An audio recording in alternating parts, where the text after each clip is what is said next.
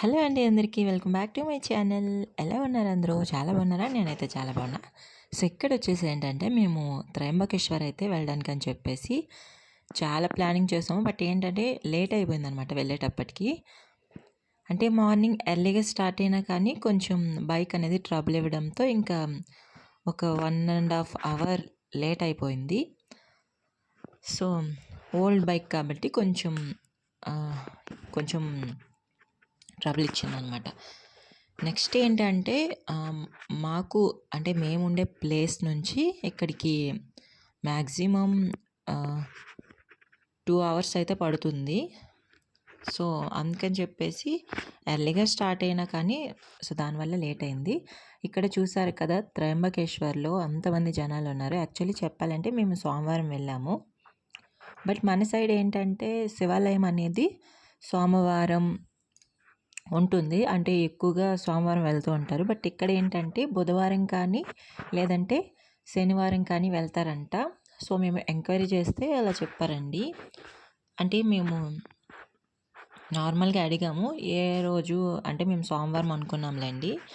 ఏ రోజు ఇంకా ఎక్కువ బిజీగా ఉంటుందని చెప్పేసి అంటే అప్పుడు చెప్పారు బుధవారం అలానే శనివారం ఉంటుందని చెప్పేసి. ఇంకా మేము వచ్చేసి ఎప్పుడు అంటే సోమవారం పోలిపాడ్యమి రోజు అయితే వెళ్ళాము. సో అప్పటి వ్లాగండి ఇది. నాకు ఖాళీ లేక నేను ఇప్పుడు అప్లోడ్ చేస్తున్నాను ఎడిటింగ్ చేసి.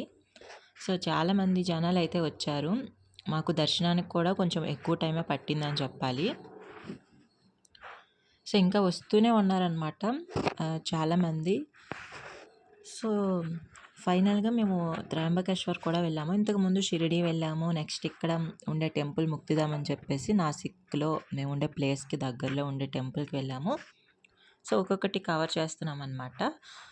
టెంపుల్స్ అన్నీ కూడా చాలా బాగుంటాయి ఇక్కడివి. నెక్స్ట్ ఇది వచ్చేసి చాలా బాగుందనమాట. చాలా పురాతనమైన గుడిలా ఉంది.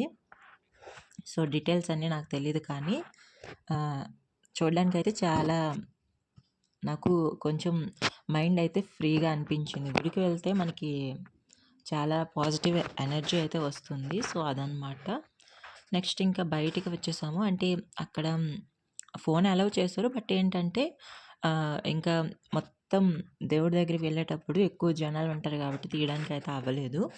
సో ఇంకా పోలీసులు వాళ్ళు ఉండడంతో ఇంకా వీడియో తీస్తే ఏమైనా అంటారేమో అని చెప్పేసి సో తీయలేదనమాట. టీవీలో చూసారు కదా పాప దండం పెట్టుకుంది. సో అదేనమాట దేవుడు. నెక్స్ట్ ఇంకా ఇక్కడ వచ్చేసి బయట మనకి ప్రసాదం కూడా ఇక్కడ డిఫరెంట్గా కోవా నెక్స్ట్ వచ్చేసి ఏమంటారు కలకండ్ ఇవి అమ్ముతున్నారనమాట ప్రసాదం అయితే. మన సైడ్ ఏంటంటే బూందీ కానీ పులిహోర కానీ సో అలాంటివి ఉంటాయి కదా. సో నేను అనుకున్నాను సో బూందీ కానీ లడ్డు కానీ అలాంటివి ఏమైనా ఉంటాయేమో అని చెప్పేసి. బట్ ఇక్కడ ఎక్కడ అసలు లేవన్నమాట. ఏ షాప్లో అడిగినా కానీ ఈ కోవాలు ఎక్కడ చూసినా ఇవే ఉన్నాయి. సో అదండి త్రయంబకేశ్వర్. ఫైనల్గా మేము ఎప్పటి నుంచో అనుకుంటున్నాం వచ్చినప్పుడు వెళ్ళాలనుకున్నాం. అంటే షిరిడి వెళ్ళేటప్పుడు ఇంకా ఈ త్రయంబకేశ్వర్ కూడా ప్లాన్ చేసుకున్నాము. బట్ కుదరలేదు. సో అప్పటికే లేట్ అయిపోయింది అప్పుడు షిరిడి వెళ్ళేటప్పుడు. సో ఇంకా అదనమాట. మ్యాక్సిమం వీడియోస్ ఇక్కడ నుంచి డైలీ పెట్టడానికి అయితే ట్రై చేస్తాను. ఇంతకుముందు ఏంటంటే కొంచెం బిజీగా ఉండడంతో అస్సలు వీడియోస్ అయితే అప్లోడ్ చేయలేదు. ఇప్పుడు ఇంకా డైలీ రొటీన్ అనమాట.